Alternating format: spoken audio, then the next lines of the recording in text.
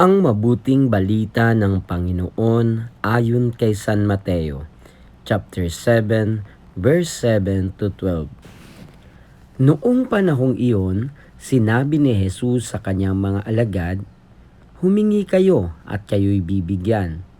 Humanap kayo at kayo'y makasusumpong. Kumatok kayo at ang pinto'y bubuksan para sa inyo.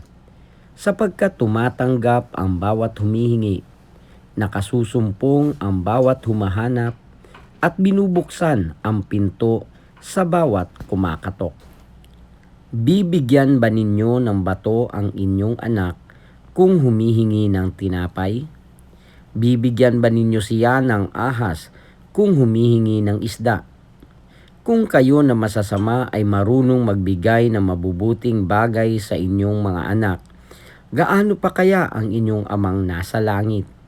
Ibibigay niya ang mabubuting bagay sa mga humihingi sa kanya.